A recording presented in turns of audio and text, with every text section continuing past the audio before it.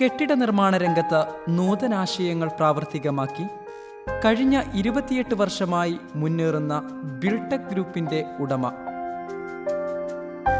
Engineer P Muhammad Koya.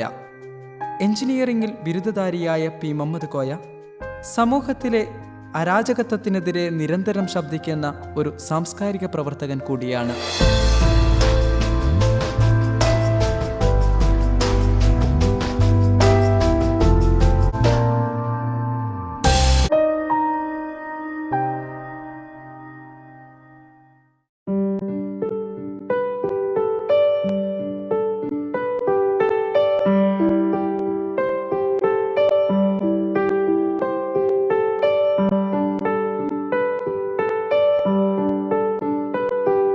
Civil engineer P Muhammad Koya 1982 Kozhikode ആസ്ഥാനമായി Biltech group എന്ന സംരംഭം പടുത്തുയർത്തി.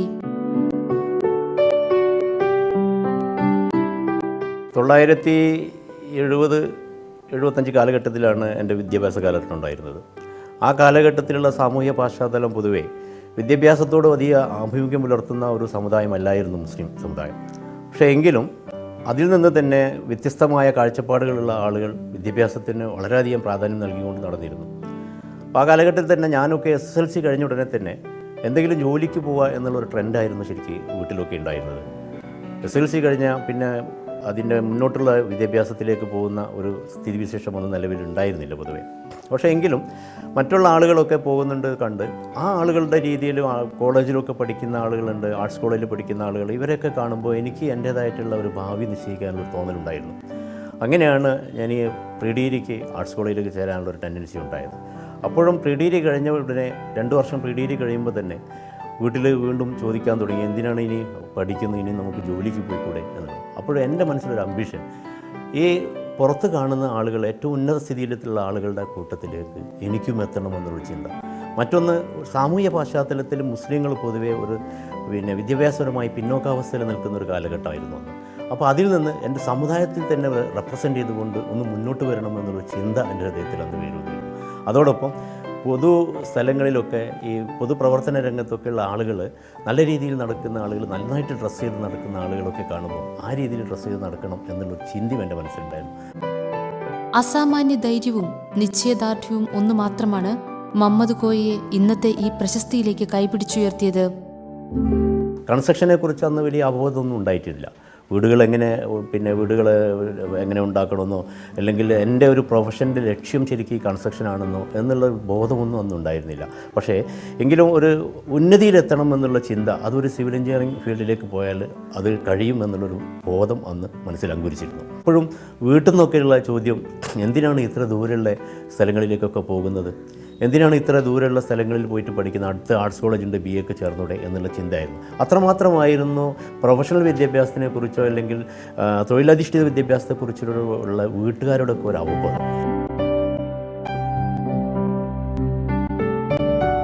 തൻ്റെ ജീവിതത്തിൽ നിരവധി പ്രതിസന്ധികൾ നേരിട്ടെങ്കിലും അതെല്ലാം വകഞ്ഞുമാറ്റിയാണ് മുഹമ്മദ് കോയ ഇന്നിവിടം വരെ എത്തിയത്. പഠിക്കുന്ന സമയത്ത് തന്നെ ചെറിയ രീതിയിൽ കൺസ്ട്രക്ഷൻ ഫീൽഡിലേക്ക് ഇറങ്ങുകയും പ്ലാൻ വരച്ചു കൊടുക്കുകയും ഒക്കെ ചെയ്ത് അങ്ങനെയാണ് മെല്ലെ നാം ഈ പുതിയ ഇതിലേക്ക് വന്നത്. വളരെ കാലത്ത് ഏതാണ്ട് ഒരു 10-30 വർഷക്കാലമായി കൺസ്ട്രക്ഷൻ ഫീൽഡിൽ നിൽക്കുമ്പോൾ എനിക്ക് ഫീൽ ചെയ്യുന്നത്, മുമ്പുണ്ടായിരുന്ന ജനങ്ങളുടെ വീടുണ്ടാക്കുന്ന രീതിയിലായാലും നിർമ്മാണ രംഗത്തൊക്കെയുള്ള കൺസെപ്റ്റിന് വളരെയധികം വ്യത്യാസം വന്നിട്ടുണ്ട്. മുമ്പായിരുന്നെങ്കിൽ ഒരു വീട് എന്നുള്ളതിലൊക്കെ മാത്രമായിരുന്നു ജനങ്ങൾ ചിന്തിച്ചിരുന്നത്.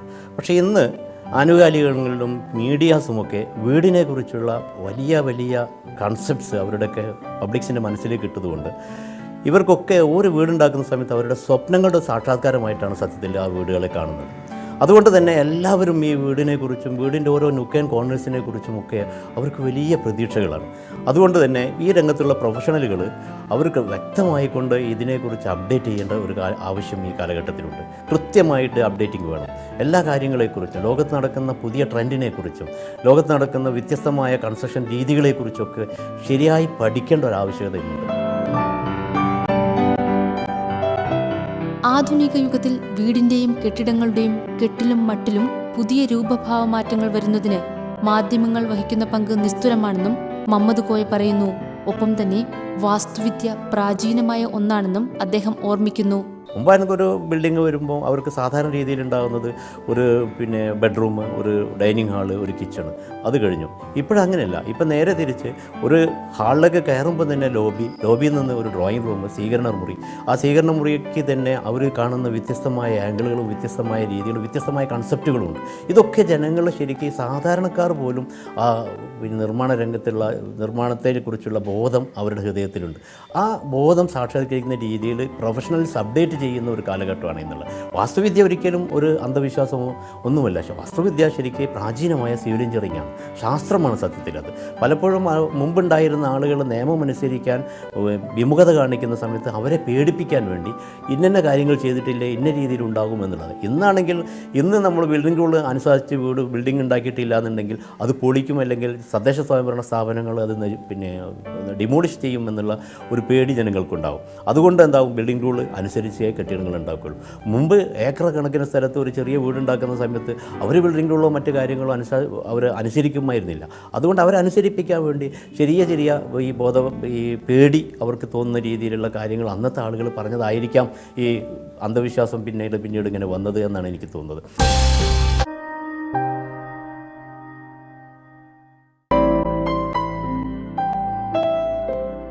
പരിസ്ഥിതിക്ക് ഇണങ്ങുന്ന രീതിയിലുള്ള ഗ്രീൻ ആർക്കിടെക്ചർ എന്ന നൂതന സംവിധാനമാണ് ഇനി നിർമ്മാണ മേഖലയിൽ പുതുതായി ഇടം നേടുന്നതെന്ന് മമ്മദ് കോയ വ്യക്തമാക്കുന്നു. ഒപ്പം തന്നെ നിർമ്മാണ മേഖലയിൽ ആധുനികവും പ്രാചീനവുമായ രീതി സമന്വയിപ്പിച്ചുകൊണ്ടുള്ള പുതിയ ഒരു ട്രെൻഡും കൂടി കടന്നു വരുന്നതായും അദ്ദേഹം സൂചിപ്പിക്കുന്നു. ഇപ്പോൾ പുതിയ ട്രെൻഡ് വേറൊന്ന് വരുന്നത് ഗ്രീൻ ആർക്കിടെക്ചറാണ്. പൊതുവേ പ്രകൃതി വാതകങ്ങളും നിർമ്മാണ രംഗത്തുള്ള വാതകങ്ങളും നിർമ്മാണ സാമഗ്രികളിൽ നിന്ന് നിർഗമിക്കുന്ന വാതകങ്ങളൊക്കെ ഓസോൺ പാളികളെ തകർക്കുന്ന ഒരു സ്ഥിതിവിശേഷം നിലവിലുണ്ട്. അതുകൊണ്ട് തന്നെ ഗ്രീൻ ആർക്കിടെക്ചർ സർവ്വവ്യാപകമായി കൊണ്ട് പ്രോത്സാഹിപ്പിക്കേണ്ട ഒരു സ്ഥിതിവിശേഷമാണ് നിലവിലുള്ളത്. അതുകൊണ്ട് കേന്ദ്ര ഗവൺമെൻറ് പോലും ഈ ഗ്രീൻ ആർക്കിടെക്ചറുള്ള ബിൽഡിങ്ങിന് നികുതി കുറയ്ക്കുന്ന ഒരു സ്ഥിതിവിശേഷമാണ് ഇപ്പോൾ നിലവിലുള്ളത്. ഇത് പ്രോത്സാഹിപ്പിക്കാൻ വേണ്ടിയാണ്. ഇപ്പോൾ ആ ഒരു ഗ്രീൻ ആർക്കിടെക്ചറിൻ്റെ ഭാഗമായിക്കൊണ്ട് ഈ കേരളത്തിൽ മൊത്തത്തിൽ തന്നെ പൊതുവെ ഒരു ഹരിത ശില്പവിദ്യ എന്നുള്ള ഒരു ട്രെൻഡ് നിലവിൽ വരുന്നുണ്ട്. ഒരുവിധം ആർക്കിടെക്ട്സും എല്ലാ എൻജിനീയേഴ്സും ഒക്കെ തന്നെ ഈ ഗ്രീൻ ആർക്കിടെക്ചറിൻ്റെ കൺസെപ്റ്റ് ഉൾക്കൊണ്ടുകൊണ്ടാണ് പ്ലാനുകൾ തയ്യാറാക്കുന്നത്. പ്രകൃതിയിലുള്ള കാറ്റും വെളിച്ചവുമൊക്കെ അകത്തേക്ക് ആവാഹിക്കുന്ന രീതിയിൽ ജനലുകളും വാതായനങ്ങളും ഒക്കെ സംവിധാനിച്ചുകൊണ്ട് ഈ എനർജി കൺസപ്ഷൻ വളരെയധികം മിനിമൈസ് ചെയ്യുന്ന രീതിയിലേക്കുള്ള നിർമ്മാണ ഐഡിയാസാണ് ഇപ്പം പ്രയോഗവൽക്കരിക്കപ്പെടുന്നത്. പരിസ്ഥിതിക്ക് ഇണങ്ങുന്ന രീതിയിലുള്ള ഗ്രീൻ ആർക്കിടെക്ചർ എന്ന നൂതന സംവിധാനമാണ് ഇനി നിർമ്മാണ മേഖലയിൽ പുതുതായി ഇടം നേടുന്നതെന്ന് മമ്മദ് കോയ വ്യക്തമാക്കുന്നു. ഒപ്പം തന്നെ നിർമ്മാണ മേഖലയിൽ ആധുനികവും പ്രാചീനവുമായ രീതി സമന്വയിപ്പിച്ചുകൊണ്ടുള്ള പുതിയ ഒരു ട്രെൻഡും കൂടി കടന്നു വരുന്നതായും അദ്ദേഹം സൂചിപ്പിക്കുന്നു. മാനവ സമുദായത്തിൻ്റെ ഏറ്റവും വലിയ വിപ്ലവകരമായ ഒരു കണ്ടുപിടുത്തമായിരുന്നു ചക്രങ്ങളുടെ കണ്ടുപിടുത്തം.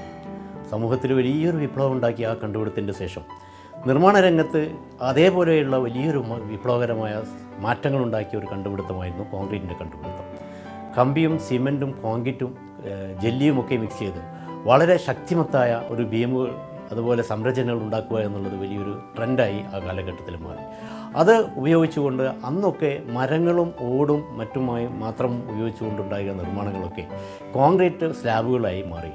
അതോടൊപ്പം തന്നെ പാരിസ്ഥിതിക പ്രശ്നങ്ങളും ഉടലെടുക്കുകയും ചെയ്തു. അങ്ങനെ ആ ഒരു ട്രെൻഡ് കുറേ കാലങ്ങളോളം നീണ്ടുന്നു. ഇപ്പോൾ ആധുനിക സമൂഹം അത് മാറ്റം വരുത്തുന്നത് വീണ്ടും പഴയതിലേക്ക് തന്നെ തിരിച്ചു പോയിക്കൊണ്ടാണ്. കേരളത്തിലെ മുൻകാല പഴയ പ്രാചീന സംസ്കാരത്തിൻ്റെ ഒരു തിരുശേഷിപ്പ് എന്നുള്ള നിലക്ക് കെട്ടിടങ്ങളൊക്കെ ഓടും മരവും മറ്റും ഉപയോഗിച്ച് നടുമുറ്റങ്ങളും നാലുകെട്ടുമൊക്കെ ഉണ്ടാക്കിയിരുന്നു. വളരെ പ്രകൃതിയിലുള്ള കാറ്റും വെളിച്ചവും ഒക്കെ അകത്തേക്ക് ആവാഹിക്കുന്ന വ്യത്യസ്തമായ രീതിയിൽ ജനലുകളും വാതിലുകളും വാതായനങ്ങളും ഒക്കെ വിധാനിച്ചുകൊണ്ട് അകത്തേക്ക് വെളിച്ചം ആവാഹിക്കുന്ന രീതിയിലുള്ള കൺസ്ട്രക്ഷനായിരുന്നു ആ കാലഘട്ടത്തിലുള്ളത്. അത് വളരെയധികം ആരോഗ്യകരമായിരുന്നു, പാരിസ്ഥിതികമായിരുന്നു. അത് തന്നെ വീണ്ടും തിരിച്ചു വരുന്ന ഒരു ട്രെൻഡാണ് ഇപ്പോൾ ഉള്ളത്. ഇപ്പം കോൺക്രീറ്റും മരവും ഓടും പ്രാചീനവും ആധുനികവും സമന്വയിപ്പിച്ചുകൊണ്ടുള്ള ഒരു നിർമ്മാണ രീതിയാണ് ഇപ്പോഴത്തെ ട്രെൻഡായിട്ട് വരുന്നത്. ഇപ്പോഴത്തെ കണ്ടംപററി ട്രെൻഡ് എന്ന് പറയുമ്പോൾ തന്നെ ഫ്ലാറ്റ് കൺസ്ട്രക്ഷനാണ് ഏറ്റവും കൂടുതലായിട്ട് വരുന്നത്. അതിൽ തന്നെ പറവോള പോലെയുള്ള വെളിച്ചമകത്തേക്ക് വരുന്ന സംരചനകളൊക്കെ ഡിസൈൻ ചെയ്ത് പഴയ കാലത്തിൽ നിന്നും പുതിയ കാലത്തും കൂടെ ഒന്നിച്ച് സമന്വയിപ്പിച്ച് ഒരു ആധുനിക രീതിയിലുള്ള കൺസ്ട്രക്ഷൻ്റെ ഒരു ട്രെൻഡ് ഈ കാലഘട്ടത്തിൽ ഉണ്ടായിട്ടുണ്ട്.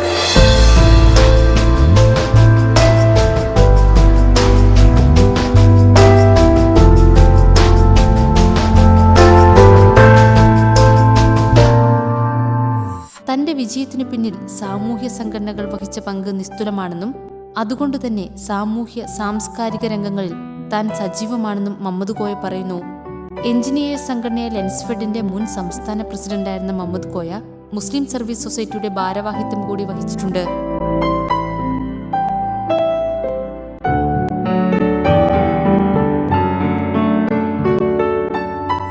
നിർമ്മാണ രംഗത്ത് പ്രവർത്തനം നടത്തിക്കൊണ്ടിരിക്കുമ്പോൾ തന്നെ പലപ്പോഴും സാമൂഹികമായ ഇടപെടലുകൾ നടത്തേണ്ടതായിട്ടുള്ള സ്ഥിതിവിശേഷം വരാറുണ്ട്. ഒരു എഞ്ചിനീയർ എന്നുള്ള നിലക്ക്, ഒരു പൊതുപ്രവർത്തകൻ എന്നുള്ള നിലക്കും രണ്ട് രീതിയിലും ഇടപെടലുകൾ നടത്താനുള്ള ഒരു രംഗമായി നമ്മുടെ നിർമ്മാണ രംഗത്തുള്ള പ്രവർത്തനങ്ങൾ നാം മാറ്റിക്കൊണ്ടുവരാറുണ്ട്. പലപ്പോഴും നമുക്ക് തോന്നാറുള്ളത്, സാധാരണ രീതിയിൽ എൻ്റെ ഒരു ചെറുപ്പകാലത്ത് പല സാമൂഹ്യ സംഘടനകളും വന്ന് സഹായഹസ്തം നീട്ടിയിരുന്നു. ആ കാലഘട്ടത്തിലുള്ള പാവപ്പെട്ട കുട്ടികൾക്കും പാവപ്പെട്ട വിദ്യാർത്ഥികൾക്കുമൊക്കെ ഈ സാമൂഹ്യ സേവന രംഗത്ത് പ്രവർത്തിക്കുന്ന വലിയ വലിയ ആളുകളുടെ സഹായം വലിയൊരു പ്രചോദനമായി മാറിയിരുന്നു. ഇത് എൻ്റെ മനസ്സിൽ ഒരു രേഖയായിട്ട് തന്നെ എൻ്റെ മനസ്സിൽ കോറിയിട്ടിട്ടുണ്ട് ഞാൻ. അതുകൊണ്ട് തന്നെ ഞാനും എൻ്റെ ഒരു കൺസെപ്റ്റിലേക്ക് വന്ന സമയത്ത്, ഒരു പ്രവർത്തന രംഗത്തേക്ക് വന്ന സമയത്ത് സഹജീവികളെ സ്നേഹിക്കാനുള്ള ഒരു ആർദ്രമായ മനസ്സ് എൻ്റെ ഹൃദയത്തിലുണ്ടായിരുന്നു. അതുകൊണ്ടാണ് സാമൂഹ്യ സേവന രംഗത്തേക്കും സാമൂഹ്യ സേവന സംഘടനകളുടെ രംഗത്തേക്കും ഒക്കെ പ്രവർത്തിക്കാൻ എനിക്ക് പ്രചോദനമായത്. ഇപ്പോൾ licensed engineers and supervisors federation എന്ന ഒരു നമ്മുടെ എഞ്ചിനീയർമാരുടെയും സൂപ്പർവൈസർമാരുടെയും സംഘടനയാണ് ആദ്യം നമ്മൾ ഉണ്ടാക്കിയിരുന്നത്. ആ സംഘടനയുടെ സംസ്ഥാന പ്രസിഡൻ്റായിരുന്നു ഞാൻ.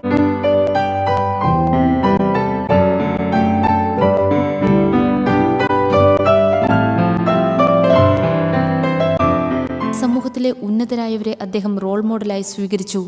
അവരുടെ ജീവിതം കണ്ടുപിടിച്ചാണ് മമ്മദ് കോയ ലക്ഷ്യത്തിലെത്തിച്ചേർന്നത്.